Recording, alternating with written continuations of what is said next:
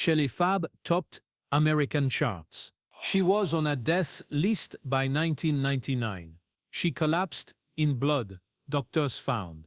Her liver failed from a sickness that had covertly destroyed her for years. I previously underwent a liver transplant. She weighed 90 pounds and was sleepless. She waited 22 months for a possible organ. Half of those listed die. TV's adorable girl was a medical miracle. Her latter years showed the cost of youthful celebrity. Shelley Fabares was born in Santa Monica, California, on January 19, 1944, to ballerina Elsa, who still dreamed of Hollywood. Her real estate working father was James. Shelley's mother wanted her to enter show industry despite the hardships. Shelley began walking on film sets at 2 years old. She imitated actors. The dream started then. She received an early experimental vaccine in 1954 during the polio pandemic. Her mother nearly lost her during pregnancy due to stress from her husband's wartime absence. Shelley lived, and her family believed she was intended for more. Shelley's aunt, Nanette Fabre, an actress, told her about stardom while babysitting. She remembered those tales. Her parents divorced when Shelley was 3 in 1947. Not a peaceful split. Money disputes and cheating suspicions ensued. Her mother obtained custody but only $50 a month, about $700 today. They lived in modest apartments across Los Angeles. Shelley hid beneath mattresses during conflicts and cried to sleep. Nanette helped her mother stay afloat as Elsa worked many jobs. Nanette invited Shelley to a 1953 bandwagon movie set. The father of Shelley vanished and formed a new family by 1955. He never truly rejoined her. She carried that abandonment for years.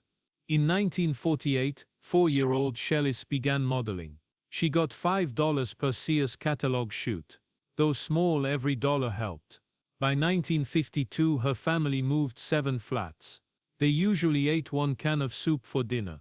Despite wearing second-hand clothes, Shelley worked hard. By age 6, she had modeled 15 times. In 1950, a photographer tried to overwork her, so her mother removed her. They almost were evicted in 1951. Nanette provided $200 for their survival. That year, Shelley auditioned for acting opportunities. Soon later, she broke through. She attended North Hollywood's Grant Elementary School from 1949 until 1955. Kids teased her for her small lisp from a childhood mishap. They called her Shelley Stutter. One bully shattered her arm in 1952 by pushing her hard. Shelley joined after-school acting classes. Her aunt urged her act. Her dramatic monologue won a school talent show in 1954. That moment gave her her first strength. Bullying persisted. Some kids claimed that her divorce made her family odd. Shelley wanted to escape into a world that was acting because of his seclusion. By 1956, she had her first film role. Shelley's home life was hard behind the scenes. Depression plagued her mother since the 1940s. After the 1947 divorce, everything got worse. Shelley sometimes hid during her mother's rants. In 1950, Elsa shattered dishes and was hospitalized. She found her mother after a suicide attempt in 1952. Nanette withheld it from Shelley's younger siblings and others. Shelley carried those traumas into adulthood. Elsa got Alzheimer's in 1988. Shelley had to painfully place her mother in a care facility in 1990. When Elsa forgot her name, the family suffered mental illness for generations. Shelley made her television debut at 10 in 1954. She played Marie Schumann on Loretta Young. Shelley, a novice actor, delivered a tearful scene in one take. Wow, everyone. Her gift from Loretta Young was a necklace. Shelley was rejected 20 times before that position. Days were lengthy and exhausting. She often worked more than 4 hours even though children shouldn't. She still enjoyed being filmed. At 11, she appeared in The Girl Rush with Rosalind Russell and her aunt, Nanette, in 1955. It was shot in Las Vegas during a heat wave. The temperature exceeded 100 degrees. Dehydration caused Shelley to faint. Without dance experience, she completed a complex tap number with professionals.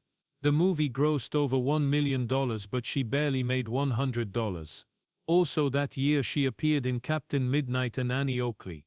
However, being taunted about her height 410 at the time made her feel self-conscious. Her breakthrough came at 14 in 1958. She starred in Disney's Annette with Annette Funicello. She played a snobbish rival and accidentally slapped Annette. Disney removed it but found $50. With 10 million weekly viewers, the show was huge. Teenage Shelley became famous. In person, she and Annette became good friends.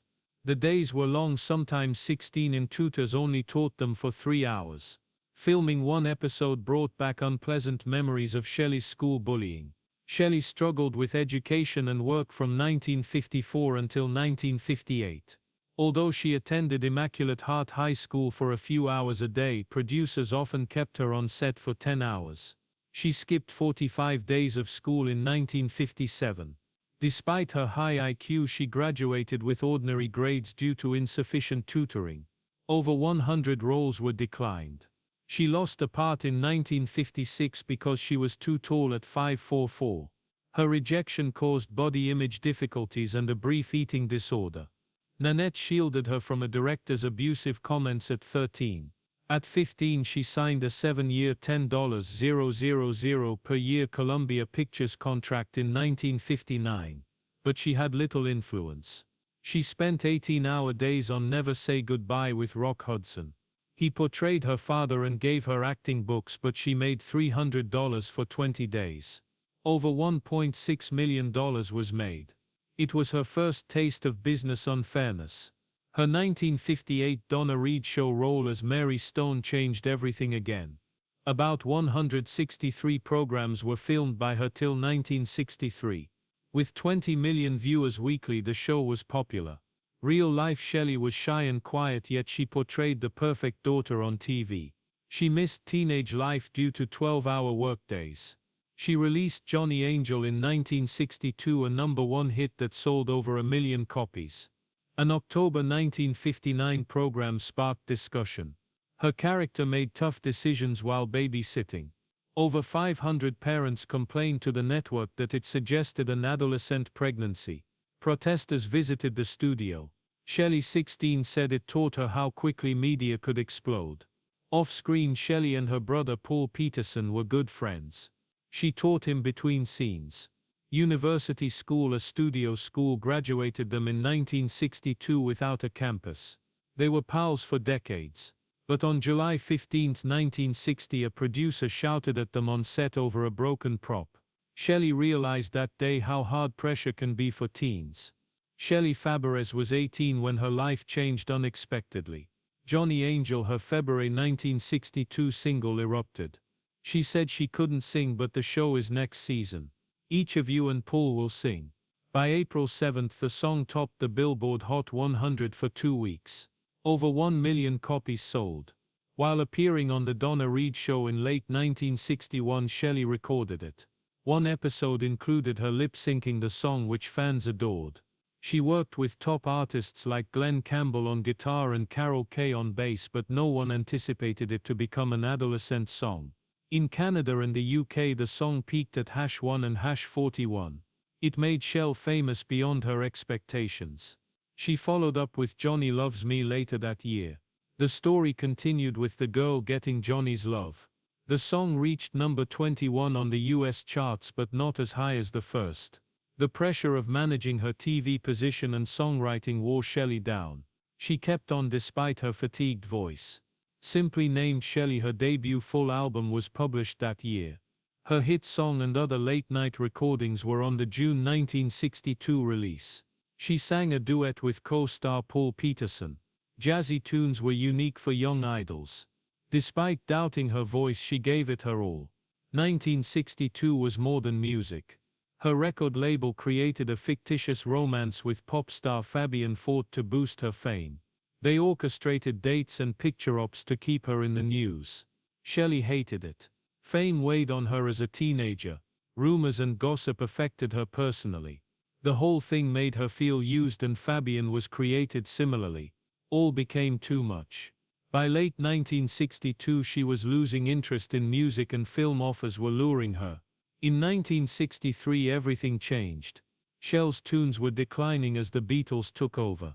One of her last singles, Ronnie Call Me When You Get a Chance, reached number 16 in Canada.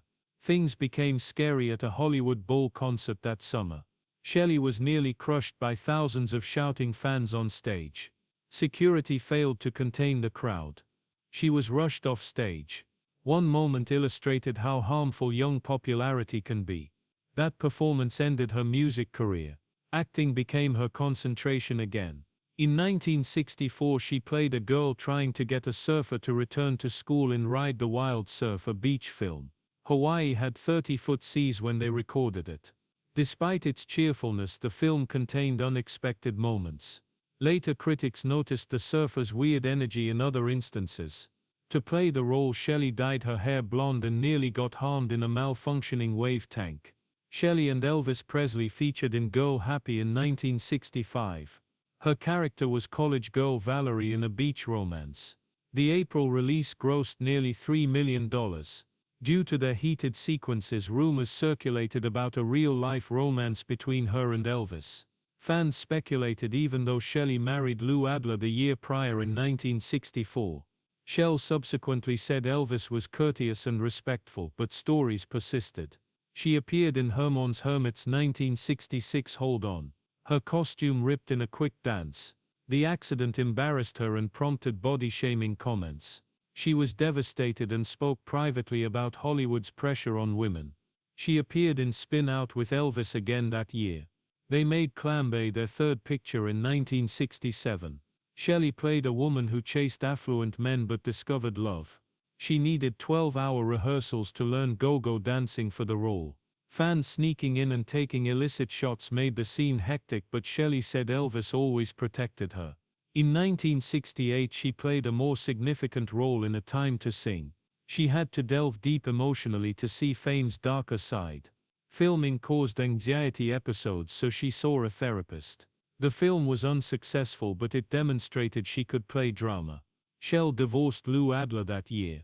They divorced in December 1980 after separating in 1966.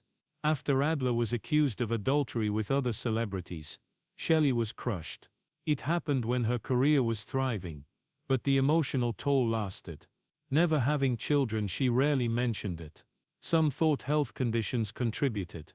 On December 31, 1984, she married actor Mike Frell after her divorce. He became her complete partner. Mike was with Shelley when she fell through the floor of her under-construction home in 1994 and broke her ribs. Accident revealed something worse. Shelley had autoimmune hepatitis and liver failure by 1999. She waited 22 months for a liver transplant after internal hemorrhage nearly killed her. She ultimately got one October 23, 2000. Mike supported her through everything. Shelley worked throughout this time. She played Christine Armstrong in Coach from 1989 until 1997. She received 2 Emmy nominations for her sharp, forceful role. This 1993 episode is emotional since her character finds she can't have children. Shelley struggled to film the sequence since it reflected her reality. Then she did voice acting. In the animated series she voiced Superman's adoptive mother Martha Kent from 1996 until 2000. The subtle but powerful role arrived when her health made on-screen work too tough. She was grateful for voice work because it kept her performing while healing. The 2006 animated flick Superman Brainiac Attacks was her last appearance. It was her last acting role. She was 62. She then focused on producing and health awareness after retiring from acting.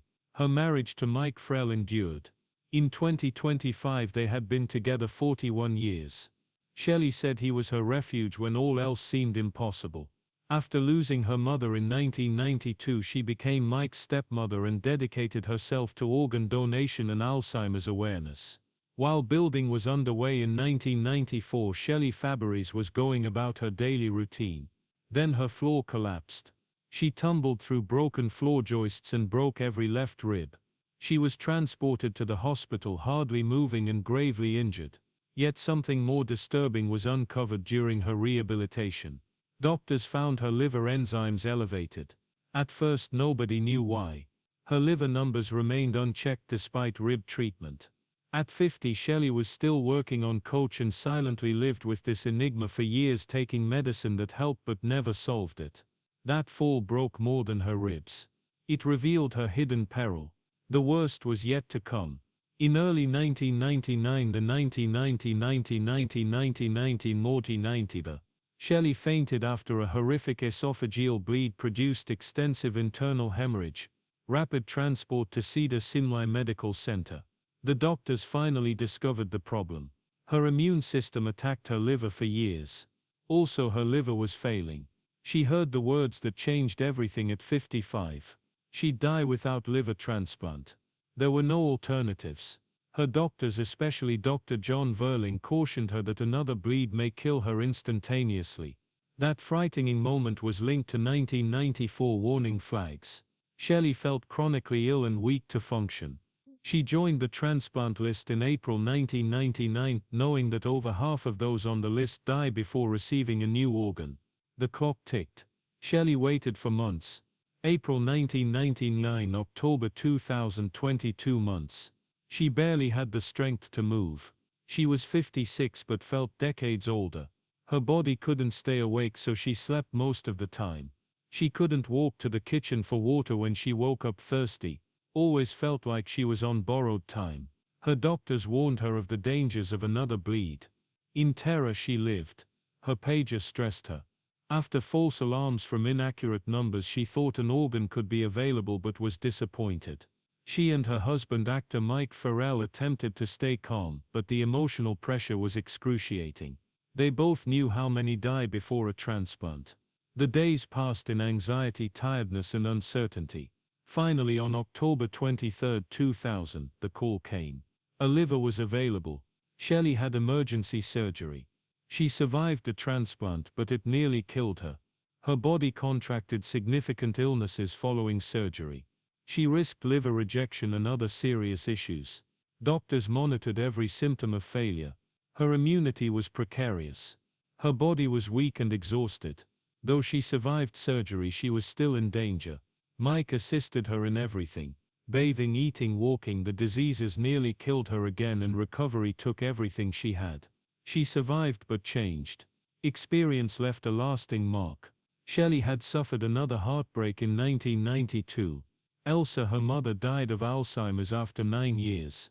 Elsa said she would never survive such a sickness. She forgot that vow when it was time. Shelley noticed the remarks among her mother's belongings after her death. Shelley became an advocate after watching Elsa deteriorate. Even before her mother's death, she was the Alzheimer's Association's national spokesman in 1988. She addressed Congress 4 times in the late 1980s and early 1990s. She raised millions for research, opened a CSU Northridge Alzheimer's clinic in 2000, and fought for caregivers and families like hers. Shelley frequently expressed concern about contracting the condition. She believed a cure was near. She found purpose in her work while grieving. Giving Care, Taking Care, her 1992 documentary, was released the same year her mother died. It revealed the hardships of Alzheimer's care. Real families, including hers, dealt with the illness. She wept on camera for her mother's demise. Other caregivers in the film expressed their everyday problems, installing safety locks, deciding between employment and care, and feeling helpless. Shelley stated that her efforts were never adequate. The film highlighted how Alzheimer's upsets everything. Children become parents. Everything changed. The documentary assured thousands they weren't alone, and raised much-needed national awareness. Shelley continued to speak after her 2000 transplant. Instead, she promoted organ donation with her tale. She revealed how near she was to death. She told attendees that one organ donor may save 50 lives. She described the miseries of waiting, feeling faint, and never knowing if she'd survive the night. Over half the people on those lists fail, she said. Husband accompanied her to medical seminars. She always thanked her donor, calling them a blessing. By 2003, 3 years after surgery, she was still speaking out and helping others. Alzheimer's and organ donation became part of her goal to help the helpless. Shelley's 2020 say look shocked everyone. She colored her hair bright pink and cropped it spiky punk. Though brazen and boisterous, it stunned people who knew her as Donna Reed's darling kid. But this style mattered. It symbolized her survival. She proudly wore her 1999 patented pink shades at 79. Ziggy Stardust sweatshirts were seen on her way to Q&A sessions with her hubby. Though she quit from acting in 2006, she remained herself. The hair, attitude and honesty showed resilience. She survived death and thrived. In 2025, Shelley is 81. Over 40 years ago she married Mike and lives peacefully in Los Angeles. The couple married June 9, 1984. Despite Hollywood's upheaval, they stayed together. On July 26, 2025, they walked hand in hand in Burbank Park. Shelley gave a peace sign with pink streaks in her blonde hair. Mike's hat read "Make America Normal Again." The cameras caught a rare moment. Although feeble, Shelley's spirit shone. Fans remembered everything she experienced on that walk. Despite the fall, illness, transplant, infections, advocacy and heartache, she walked. However, something awful happened again a year earlier. In late 2024, Shelley had a small stroke. She was 80.